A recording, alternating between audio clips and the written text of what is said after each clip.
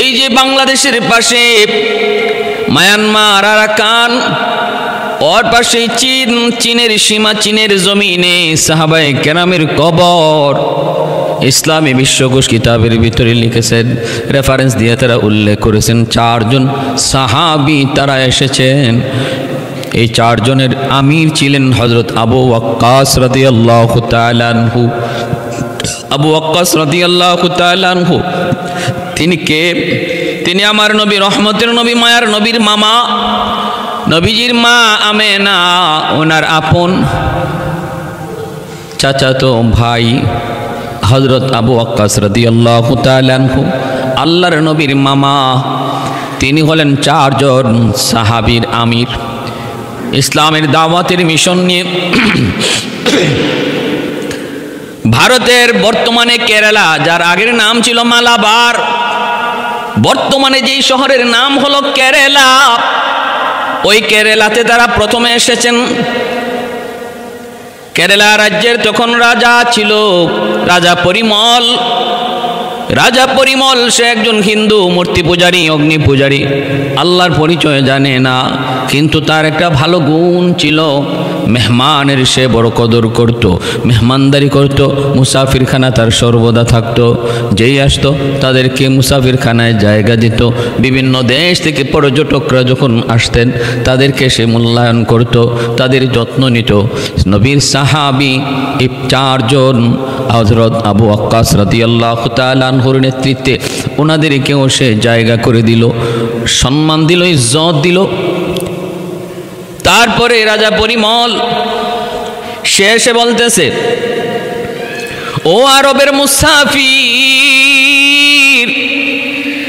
আমি বহুদিন যাবত একটা বিষয় নিয়ে বড় পেরেশানি দূর করার জন্য বহু চেষ্টা করেছি, কিন্তু সমাধান খুঁজে পাই না। বহু মুসাফিরকেও আমি জিজ্ঞেস করেছি, তারাও কোনো সমাধান দিতে পারে না। বহু হাকিম, বহু তন্ত্রমন্ত্রের কাছেও গিয়েছি, জবাব দেয়, জবাব নাই। তোমরা কি পারবা আমার মনের সেই পেরেশানিটা দূর করতে? বহুত বড় একটা পেরেশানি, বহুত বড় একটা প্রশ্ন আমার দিলের ভিতরে, আজও পর্যন্ত কারো কাছ থেকে কোনো জবাব পাই নাই। তোমরা কি পারবা? হযরত আবু ওয়াক্কাস রাদিয়াল্লাহু তাআলা আনহু তখন বলতেছেন, কি প্রশ্ন, কি পেরেশানি, একটু খুলে বলো। রাজা পরিমল তখন বলতেছে, তাহলে শোনো, আমি একদা পূর্ণিমার রাতে, চাঁদনি রাতে আমি আমার স্ত্রীকে নিয়ে চাঁদের আলোতে গল্প করতেছিলাম। গল্প করতেছি দুজনে গল্পের ভিতরে তাকায় দেখি আকাশের পূর্ণিমার চাঁদ। এই পূর্ণিমার চাঁদটা আমার চোখের সামনে হঠাৎ করে দ্বিখণ্ডিত হয়ে গেল। দ্বিখণ্ডিত হয়ে চাঁদ 2 দিকে চলে গেল। আমি অবাক হয়ে শুধু দেখলাম, অবাক অপলক নয়নে শুধু তাকিয়ে তাকিয়ে দেখলাম, কিন্তু এর কারণ আজও পর্যন্ত আমি জানতে পারি না। আমার সেদিনের তারিখ, ওই দিনের তারিখটা পর্যন্ত এখনো আমার মনে আছে। আমি বহু মানুষকে জিজ্ঞেস করেছি, তোমরা কি বলতে পারবা কেন চাঁদ দ্বিখণ্ডিত হয়েছিল? চাঁদ কেন দ্বিখণ্ডিত হয়েছিল? কেউ জবাব দিতে পারে না, কেউ জবাব দিতে পারে না। তোমরা কি পারবা? হযরত আবু ওয়াক্কাস রাদিয়াল্লাহু তাআলা আনহু তখন বলেন, নবীর সুন্নতে হাসি মুচকি হেসে দিয়ে তিনি বলতেছেন, আমি শুধু ওই ঘটনা জানি তা না, সবিস্তারে সেটা জানি এবং নিজের চোখকে আমি তখন দেখেছি, ওই ঘটনায় আমি নিজে উপস্থিত ছিলাম। সুবহানাল্লাহ। রাজা পরিমল, কেরালা রাজ্যের রাজা, অবাক হয়ে গেল, চোখগুলো বড় বড় হয়ে গেল। ঘটনা কি কেউ যেখানে বলতে পারে না, আপনি কেমন করে এত সুন্দর জবাব দিবেন? জবাব দেওয়ার আগে আমার দিল খুশ হয়ে গেছে, প্রশ্নের জবাব শোনার আগে আমার দিল খুশ হয়ে গেছে। হযরত আবু ওয়াক্কাস রাদিয়াল্লাহু তাআলা আনহু বলেন, আমি ওই ঘটনার সময় স্বয়ং নিজে উপস্থিত ছিলাম। কি সেই ঘটনা? ওই ঘটনা হলো আমার নবী, রহমতের নবী, মায়ার নবী, মরুর দুলাল, রহমাতুল লিল আলামিন, সাইয়্যিদুল মুরসালিন। আমার নবী রহমতের নবীর কাছে বিভিন্ন দেশ থেকে মানুষ আসতে লাগলো। উনি যখন ইসলামের দাওয়াত দেওয়া শুরু করলেন, চতুর্দিকে নাম ছড়ায় পড়লো। কেউ দেখার জন্য, কেউ বুঝার জন্য। কাফেলা কি কাফেলা, তারা মক্কায় আসতে লাগলো। একটা কাফেলা এসেছে, সবার আগেই তারা চাইলো আবু জাহেলের সাথে দেখা করবে, কারণ আবু জাহেল হলো তখন মক্কার নেতা।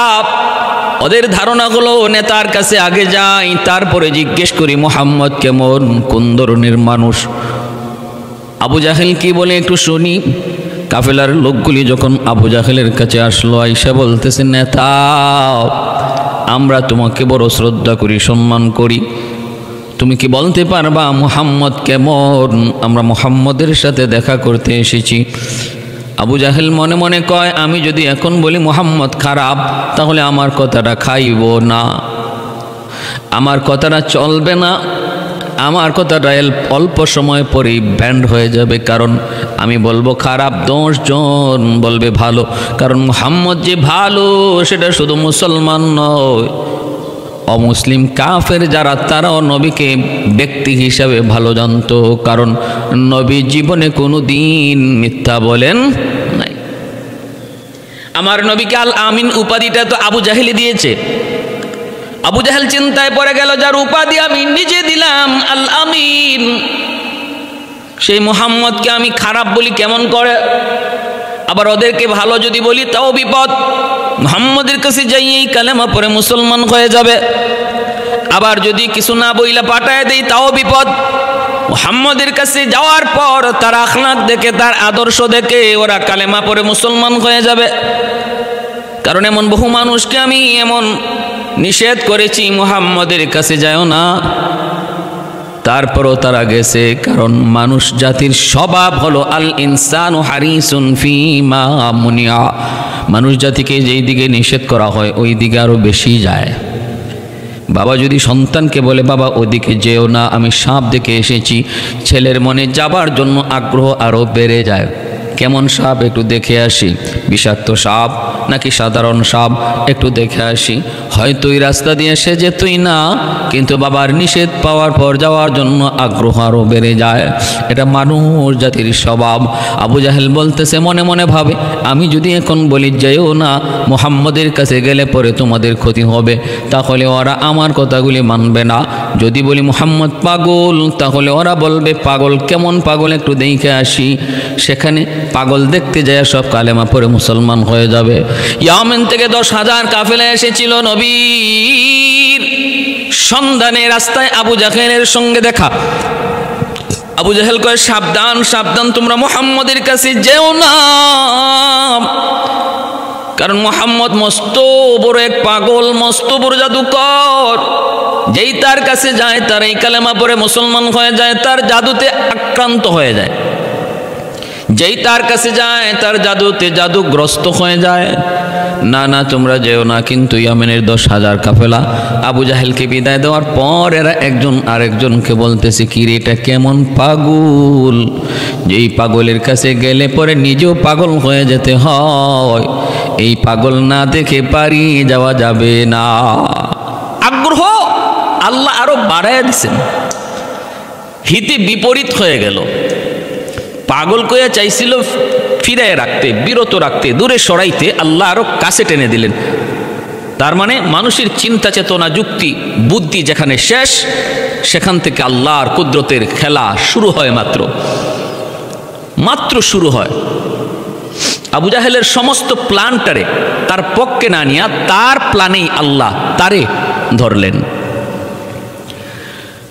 আয়েশা তারা দেখে আমার নবী, রহমতের নবী, বাইতুল্লাহর ছায়ায় বসে বসে কোরআন তেলাওয়াত করেন। ওরা তাকায় তাকায় দেখতেছে, চেহারার দিকে তাকায় একজন আরেকজনকে বলতেছে, দোস্ত একটু দেখ না, দেখ, জীবনে কত পাগল তো দেখলাম, পাগলের চেহারা এত সুন্দর হয় না রে দোস্ত, একটু তাকে দেখ, চেহারার মধ্যে এত মায়া, এত আকর্ষণ, এত জাদু। পাগলের চেহারা দেখলেই বোঝা যায় পাগল। কিন্তু এই চেহারায় কই চেহারা পাগল নয়, চেহারায় বলতেছে সাধারণ কোনো মানুষ নয়, অসাধারণ কোনো মানুষ। এ কি বলতেছে শুন, একজন আরেকজনকে বলতেছে দেখ কি যেন পড়তেছে, মায়ার নবী পবিত্র কোরআনের সূরা তাহা তেলাওয়াত করতেছেন। তাহা মা আনজালনা আলাইকাল কুরআনা লিতাশকা, পবিত্র কোরআনের সূরা তাহা নবী তেলাওয়াত করেন। তিলাওয়াতের ভাষা, তিলাওয়াতের ছন্দ শোনার পর একজন আরেকজনকে বলতেছে দোস্ত দেখ না, শোন না, জীবনে কত কবির কবিতা শুনলাম, কিন্তু কোনো কবির কবিতা এত সুন্দর কোনো দিন শুনি নাই। জীবনে কত জাদুকরের জাদু দেখলাম, এত সুন্দর জাদু, এত সুন্দর আকর্ষণ কোনো কিছুতে পাই নাই। কত জ্যোতিষীর তন্ত্র মন্ত্র শুনলাম, দেখলাম, এত সুন্দর ভাষা, এত সুন্দর ভাষা, এত সুন্দর অলঙ্কার কোন সাহিত্যিকের সাহিত্যে পাই নাই, কোন কবির কবিতায় দেখি নাই। দোস্ত শুন কি কয়, এত সুন্দর ভাষা, এত সুন্দর অলঙ্কার, এত সুন্দর ছন্দ হবেই তো, কারণ কোরআনুল কারীম এত কোনো মানুষের কালাম নয়, কালাম হলো আমার মালিকের কালাম, আমার আল্লাহর কালাম, আল্লাহর কালাম, কোন মাখলুকের কালাম নয়, এটা আল্লাহ পাকের সিফাত। কোরআন মাখলুক নয়, কোরআন হলো আল্লাহর সিফাত। ভাইরা বন্ধুরা, জন্য আল্লাহ যত সুন্দর তার কালাম তত সুন্দর। দুনিয়ার কোনো মানুষের কালাম এত সুন্দর হতে পারে না, দুনিয়ার কোনো কবি, কোনো সাহিত্যিক এত সুন্দর আল্লাহর কালামের মতো কোনো সূরা তো নয়, বরং একটা লাইন আবিষ্কার করতে পারে নাই, পারবেও না। ভাইরা বন্ধুরা, কত সুন্দর করে আল্লাহ পাক রব্বুল আলামিন যেখানে তার ভাষা, যেই ছন্দে তার বলার সেখানেই বলছেন, সেখানে সেই ছন্দেই বলেছেন।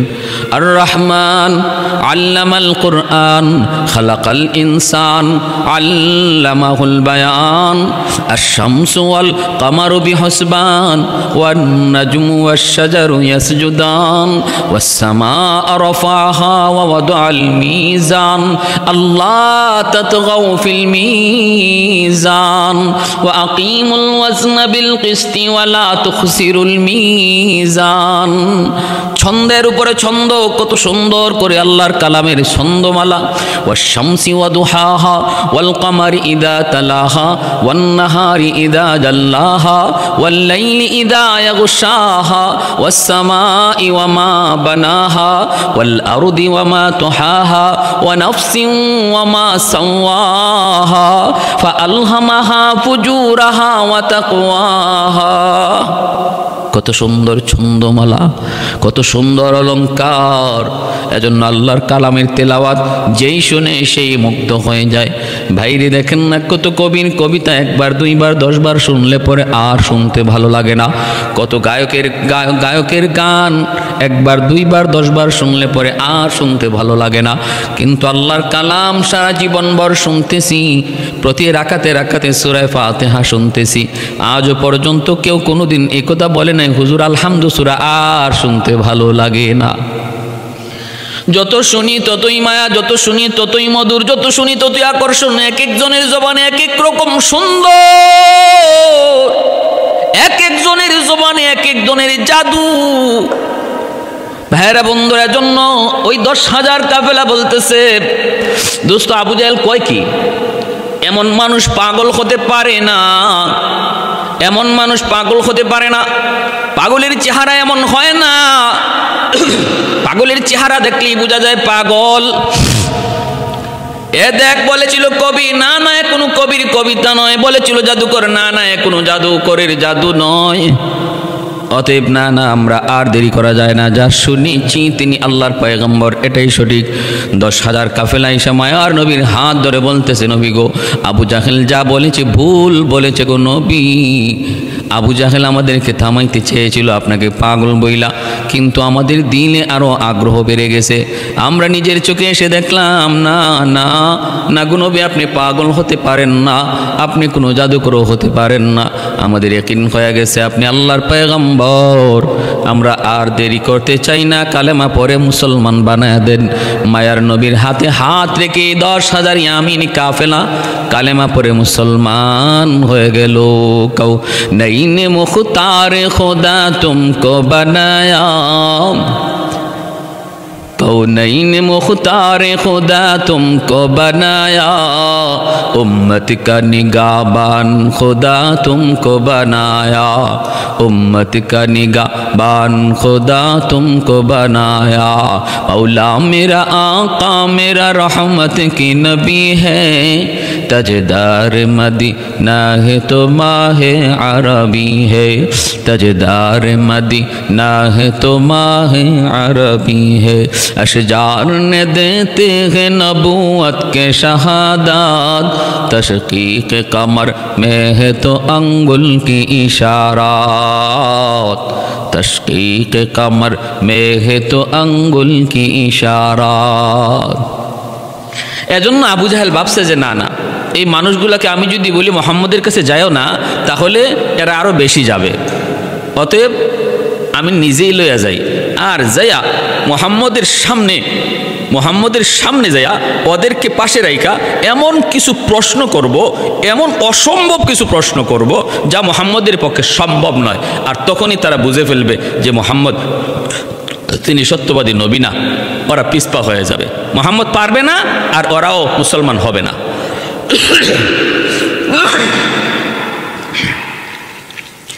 ভাইয়েরা আমার, এই প্ল্যান নিয়ে আবু জাহেল মায়ার নবীর দরবারে হাজির। আল্লাহর নবীর কাছে এসে হাজির হয়ে বলতেছে, মুহাম্মদ তুমি নাকি নবী?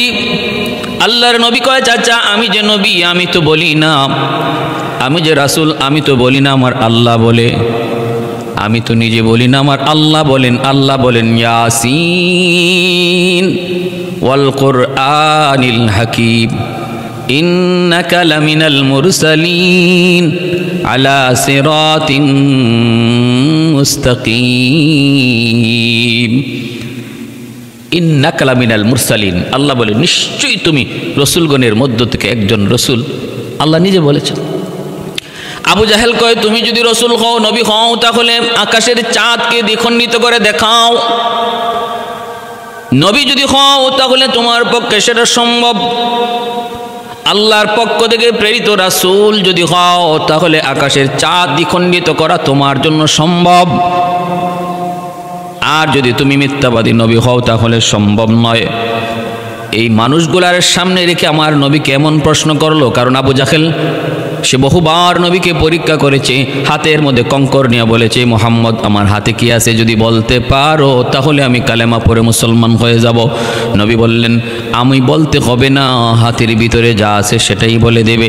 সাথে সাথে পাথরের কণাগুলি থেকে জবান খুলে গেল আর কালেমা পড়তে শুরু করলো। যেই মাত্র পাথরের কণাগুলি তার হাতের পাথরের কণা তার কথা না শুনে নবীর কথা বলতেছে, নবীর পরিচয় দিচ্ছে, আবু জাহেল হাত থেকে দূরে নিক্ষেপ করে ফেলে দিল আর বেঈমান বলল, আমার হাতে থেকে আমার কথা শোনো না, মুহাম্মদের জয়গান গাও। ও মুহাম্মদ তুমি এত বড় জাদুকর, আগে জানি না। এজন্য আবু জাহেল কয়, মুহাম্মদের বহু জাদু দেখেছি সেটা দুনিয়ার জমিনে, কিন্তু এখন এমন একটা কথা বলবো যেটা আসমানে আর জাদু চলবে না। অতএব তুমি আকাশের চাঁদ দ্বিখণ্ডিত করে দেখাও। মায়ার নবী তিনি বলতেছেন, চাচা আমি তো জাদু দেখাই না, জাদু করি না, কারণ এগুলা আমি করি না, করেন আমার আল্লাহ। নবীদের মুজিজা নবীরা করান না, করেন আল্লাহ, দেখান নবীদের মাধ্যমে। ওলিদের কারামত ওলিরা নিজে দেখায় না, দেখান আল্লাহ, ব্যবহার করেন একজন ওলিকে। মুজিজা নবীরা দেখায় না, দেখান আল্লাহ, ব্যবহার করেন একজন নবীকে। ভাইরা বন্ধুরা, এ হলো আকীদা, এ হলো বিশ্বাস, আহলে সুন্নাহ ওয়াল জামাতের আকীদা। এজন্য সাবধান, কোনো মানুষ এটা নিজের থেকে করে যদি ভাবে তাহলে ঈমান থাকবে না। আল্লাহর নবী রহমতের নবী কয়, মালিক ও মালিক, ইজ্জত দেওয়ার মালিক তুমি, আমি তো কিছুই নিজের থেকে করি না, সব তুমি করাও। আল্লাহ আকাশের চাঁদ দ্বিখণ্ডিত করে দেখাও, নতুবা এখন আমার ইজ্জত যায়, সম্মান যায়। তোমার সত্যবাদী নবী তাদের কাছে মিথ্যাবাদী হয়ে যায়, মিথ্যা প্রমাণিত হয়ে যায়। আল্লাহ পাক কয় বন্ধু তুমি তোমার শাহাদত আঙ্গুলে চাঁদের দিকে ইশারা করো। আঙ্গুল ইশারা করা তোমার কাম, চাঁদকে দ্বিখণ্ডিত করে দেওয়া আমি আল্লাহর কাম। মায়ার নবী যেই মাত্র শাহাদত আঙ্গুল দিয়ে ইশারা করলেন, সাথে সাথে আল্লাহ চাঁদ দ্বিখণ্ডিত করে দেখাইলেন, দুই দিকে চলে গেল। নীল আর্মস্ট্রং যখন চাঁদে গিয়েছিল, সে চাঁদের এই দ্বিখণ্ডিত দাগ দেখতে পেয়েছিল, আর আজানের আওয়াজও সে শুনেছিল, যার ফলে দুনিয়ায় আসার পর এই চাঁদের দ্বিখণ্ডিত ইতিহাস আমার নবীর আঙ্গুলের ইশারায় হয়েছে জানার পর সে মুসলমান হয়ে যায়। সেই নীল আর্মস্ট্রং মুসলমান হওয়ার পর আজ সে কোথায় আছে কেউ জানে না, দুশ্মন তাকে গুম করে ফেলে। ভাইয়েরা বন্ধুরা, এজন্য বলতেছিলাম মনে রাখবেন,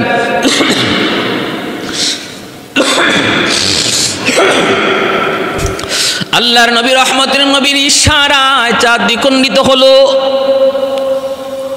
নবীর সাহাবী হযরত আবু ওয়াক্কাস রাদিয়াল্লাহু তাআলা আনহু তখন বলতেছেন, ওই ভারতের কেরালা রাজ্যের রাজা পরিমলকে বলেন, ওই সময়ে চাঁদের দ্বিখণ্ডিত হওয়া নবীর হাতের ইশারায় ওই ঘটনায় আমি নিজেও সেখানে উপস্থিত ছিলাম। তখন ওই পরিমল বলতেছে, তোমার কি মনে আছে সেই দিনটা কত তারিখে, কোন দিন? সাহাবী যখন দিন তারিখ বলে দিলেন, সাথে সাথে পরিমল কালেমা পড়ে মুসলমান হয়ে গেল, আর বলল, নিশ্চিত ওই তারিখে, ওই দিন, ওই রাতেই আমি এই ঘটনা দেখেছি। अल्लाह अकबर। अशजार ने देते हैं नबूवत के शहादात, तशकीक कमर में है तो अंगुल की इशारात, तशकीक कमर में है तो अंगुल की इशारात। एरपर ওই রাজা পরিমল সে ওনাদের যথাসাধ্য মেহমানদারি করলো, আর সে নবীর ঠিকানা লইয়া, আমার নবীর মায়ার নবীর ঠিকানা লইয়া সে ভারতের কেরালা থেকে মক্কার উদ্দেশ্যে রওনা দিল। এই ইসলামী বিশ্বকোষের মধ্যে লিখেন, সে মায়ার নবীর সাথে দেখাও করলো, নবীর হাতে হাত রেখে বায়াত নিল, এবং বেশ কিছুদিন আল্লাহর নবীর খেদমতে ছিল মুসলমান হওয়ার পর। তারপরে সে আবার ভারত আসার পথে সে মারা গেল। এই দিকে চারজন সাহাবী তারা বাংলাদেশে এসেছেন ভারতের কেরালা থেকে, ইসলামী বিশ্বকোষে এসেছে, চিটাগাং এসেছেন। সে চিটাগাঙ্গে তারা কিছুদিন অবস্থান করেছেন, সেখান থেকে তারা আবার ভারতে গেছেন, ভারত থেকে আবার চীন গেছেন। চীনের জুয়াংজু শহর, এই শহরে নবীর একজন সাহাবীর কবর রয়েছে। আর এর পাশে আরেকটা শহর, যেই শহরের একটা মসজিদের নাম মসজিদে সাহাবা, একটা কুয়ার নাম বীরে সাহাবা। এই কুয়ার পাশেই চিরনিদ্রায় শুয়ে আছেন নবীর মামা, এই চারজনের আমির হযরত আবু ওয়াক্কাস রাদিয়াল্লাহু তাআলা আনহু। বাড়ি মক্কায়, কিন্তু কবর রচিত হয়েছে চীনের জুয়াংজু শহরের পাশে। বিবি বাচ্চা সব রেখে এ দাওয়াতের মিশন নিয়ে সাহাবায়ে কেরাম এইভাবে নিজেদের কবর বিবি বাচ্চার কাছ থেকে হাজার হাজার মাইল দূরে রচনা করে রেখেছেন। আর হাজিরিন, এজন্য সাহাবায়ে কেরামের অবদান, সাহাবায়ে কেরামের ঐতিহ্য, এই দ্বীন ইসলাম আমরা পাওয়া, আমাদের পর্যন্ত ইসলাম আসা, এর পিছনে কি পরিমাণ ত্যাগ আর নবীর এক একজন সাহাবীর রয়েছে, সেই ইতিহাস যখন আমরা পড়াই, পশমগুলি খাড়ায় যায়, লোম দাঁড়িয়ে যায়, বুঝাইতে পারি না যে কি পরিমাণ ত্যাগ, কি পরিমাণ কুরবানি তারা করেছেন। আজ যদি আমার কারণে এই দ্বীনের কোনো ক্ষতি হয়, আজ যদি আমার কারণে এই দ্বীনের কোনো ক্ষতি হয়, হে যুবক, যদি তোমার কারণে এই দ্বীনের কোনো ক্ষতি হয়, তাহলে কিয়ামতের মাঠে নবীর এক একজন সাহাবীর সামনে তোমাকে জবাব দিতে হবে। যারা এই দ্বীনের জন্য নিজের কলিজার টুকরা সন্তান, বিবি বাচ্চা সবাইকে ত্যাগ করেছেন শুধু এই দ্বীনের জন্য, এই দিন যে দিন আজকে আমাদের কাছে তারা আমানত রেখে গেছেন, যদি আমার দ্বারা আপনার দ্বারা কোনো খেয়ানত হয়, হাসরের মাঠে সে আবু ওয়াক্কাস রাদিয়াল্লাহু তাআলা আনহুর সামনে, এমনিভাবে সুহাইব রুমি, এমনিভাবে আমার ভাইরা বন্ধুরা, নবীর যে এক একজন সাহাবী, জাফর ইবনে আবি তালিব, আব্দুল্লাহ ইবনে রাওয়াহা, আব্দুল্লাহ ইবনে হুযাফা, যাদের কবর রচিত হয়েছে আফ্রিকা, ইউরোপে, কি জবাব দিব আল্লাহর সামনে? মুহাম্মাদুর রাসূলুল্লাহ ওয়াল্লাযীনা মা'হু আশিদ্দাউ আলাল কুফফারি রুহামাউ বাইনাহুম رحماء بينهم تراهم ركعا سجدا يبتغون فضلا من الله يبتغون فضلا من الله ورضوانا سيماهم في وجوههم من أثر السجود ذلك مثلهم في التوراة ومثلهم في الإنجيل পবিত্র কুরআনুল কারীমের সূরা ফাতাহ এই আয়াতের ভিতরে আল্লাহ পাক নবীর সাহাবায়ে কেরামের 4টা গুণের কথা বলেছেন। আল্লাহ বলেন, জানো কি আমার বন্ধু এবং আমার বন্ধুর হাতে গড়া সাহাবায়ে কেরামের গুণ। 1 নাম্বার হলো শিদ্দাউ আলাল কুফার, কাফের কুফফারদের সামনে তারা বড় কঠিন। হক বাতিলের দ্বন্দ্ব যখন লেগে যায় তারা অত্যন্ত কঠিন হয়ে যায়। এখানে তারা কোনো ছাড় দেয় না, সন্ধি করে না, কম্প্রোমাইজ করে না। হক বাতিলের দ্বন্দ্ব লেগে গেলে পরে তারা বজ্রের মতো কঠিন হয়ে যায়। আর রুহামাউ বাইনাহুম, নিজেদের ভিতরে তারা অতি নরম নরম থাকে। ভাইরা, ইয়ারমুকের যুদ্ধ, পানি পানি বলে সাহাবায়ে কেরাম চিল্লাইতেছেন। একজন দৌড়ায় পানি নিয়ে গেলেন, সাথে সাথে পাশের আরেকজনে পানি বলে চিৎকার করলেন। সাহাবী তখন নিজে পানি পান না করে বলতেছেন, ভাই রে, আমার পাশের ভাইটার পানির প্রয়োজন মনে হয় অনেক বেশি, তুমি তার কাছে যাও। তিনি দৌড় দিয়ে তার কাছে গেলেন। পাশে আরেকজনে কয় পানি, দ্বিতীয় জন পানি পান না করে তৃতীয় জনের কাছে পাঠিয়ে দিলেন, যাও, তার প্রয়োজনটা বেশি।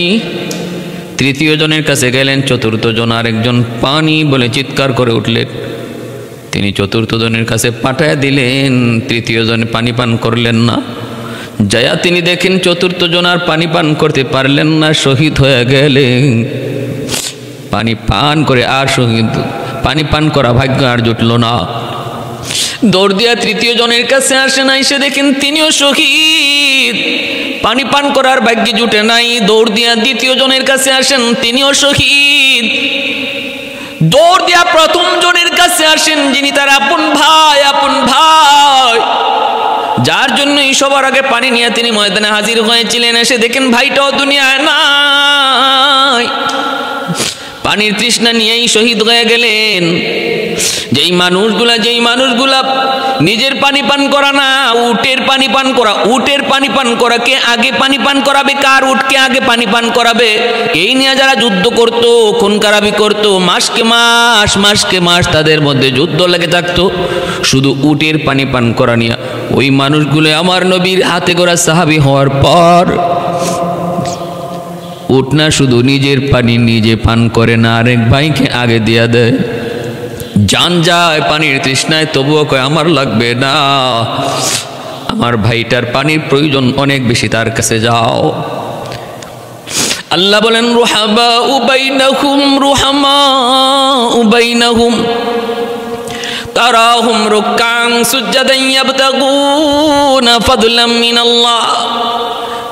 আমার নবীর সাহাবায়ে কেরামের 3 নম্বর গুণ হলো তারা রুকু সেজদা করে শুধুমাত্র আমি আল্লাহর সন্তুষ্টির জন্য। সর্বদা তাদের দিলের ভিতরে আমি আল্লাহর রাজামন্দি, আমি আল্লাহকে খুশি করাই তাদের জীবনের মাকসাদ। মসজিদের ভিতরে রুকু করে সেজদা করে আমি আল্লাহকে সামনে রেখে, মসজিদের বাইরেও সমস্ত কাজকর্ম তারা করে আল্লাহর রাজামন্দির জন্য। সাহাবীরা ব্যবসা করে তো আল্লাহকে খুশি করার জন্য, সাহাবীরা চাকরি করেন তো আল্লাহকে খুশি করার জন্য, সাহাবীরা খাওয়া দাওয়া করে সেটাও আল্লাহকে খুশি করার জন্য, হাসি সেটাও আল্লাহর জন্য, কান্না সেটাও আল্লাহর জন্য। নবী বলে, মান আহাব্বা লিল্লাহ ওয়া আবগাদা লিল্লাহ ওয়া আতা লিল্লাহ ওয়া মানআ লিল্লাহ ফাকাদ ইস্তাকমালাল ঈমান। 4 নম্বর আল্লাহ বলেন, সীমাহুম ফি উজুহিহিম মিন আসারিস সুজুদ। আমার নবীর হাতে গড়া সাহাবায়ে কেরামের আদর্শ হলো, গুণ হলো, সিফাত হলো, তাদের চেহারায় সেজদার আলামত থাকবে। তাদের চেহারার মধ্যে সেজদার চিহ্ন পাওয়া যায়, এই হলো ভাইয়েরা বন্ধুরা আমার নবী সাহাবায়ে কেরামের আখলাকের জন্য। এই উম্মত নবীর সাহাবায়ে কেরামের প্রতি তার এক আকীদা বিশ্বাস সহি হওয়া লাগবে। আমার নবীর সাহাবী প্রত্যেকে এক একজন হেদায়েতের মাপকাঠি, সত্যের মাপকাঠি। আল্লাহ নবী বলেন আসহাবি কান্নুজুম বিআইয়িহিম ইকতাদাইতুম ইহতাদাইতুম। আল্লাহর নবী রহমতের নবী বলেন আমার এক একজন সাহাবী আকাশের নক্ষত্র স্বরূপ, তোমরা এক একজনকে যদি ফলো করো, অনুসরণ করো, হেদায়েতের রাস্তা পেয়ে যাওয়া। ভাইরা, এটা আমার নবীর সার্টিফিকেট, নবীর সার্টিফিকেট। সাহাবীকে অনুসরণ করলে হেদায়েতের রাস্তা পাওয়া যায়, এটা আমার নবীর দেওয়া সার্টিফিকেট। এখন যদি তুমি বলো সাহাবীরা সত্যের মাপকাঠি না, তাহলে নবীর কথাকে অমান্য করা হয়। আল্লাহ নবী বলে ইদা রাআইতুমুল্লাযীনা ইয়াসুব্বুনা আসহাবী ফাকুলু লানাতুল্লাহি আলা শাররিকুম। তোমরা যদি আমার কোনো সাহাবীকে কেউ গালাগালি করে শুনো, তাহলে তোমরা জবাব দিও তোর উপরে তোর উপরে তোর উপরে আল্লাহর লানত, তোর উপরে আল্লাহর লানত, তোর উপরে আল্লাহর লানত। নবী বলে তোমরা তার উপরে লানত দিয়ে দিও, লানত দিয়ে দিও, লানত দিয়ে দিও। কার? আল্লাহ লানত দিও। অতএব ভাইরে সাবধান, কোনো একজন সাহাবীর ব্যাপারে যদি আপনার খারাপ মন্তব্য আসে, তাহলে গোটা ইসলামের প্রতি আপনার খারাপ ধারণা চলে আসবে। কারণ ইসলাম পাইছি আমরা সাহাবায়ে কেরামের মাধ্যমে। সাহাবায়ে কেরামের প্রতি যদি আপনার আস্থা না থাকে, তাহলে ইসলামের উপরও আপনার আস্থা থাকবে না, এই ধর্মের ব্যাপারেও আপনার কোনো আস্থা থাকবে না। কারণ তারা হলেন মাধ্যম, যার মাধ্যমে পাইলাম তার উপর যদি বিশ্বাস না থাকে, তাহলে যে জিনিসটা পাইছি এটা অরিজিনাল না নকল, এই ব্যাপারেও সন্দেহ থাকবে। ইসলাম এটা অরিজিনাল ইসলাম না নকল ইসলাম, এটার ব্যাপারেও সন্দেহ থাকবে। কিসের মুসলমান? আমি মুসলমান অরিজিনাল মুসলমান না নকল মুসলমান, এটাই আমি বলতে পারবো না যদি একজন সাহাবীর ব্যাপারে বা সাহাবায়ে কেরামের উপরে আপনার কোনো ভুল ধারণা থাকে। সাবধান।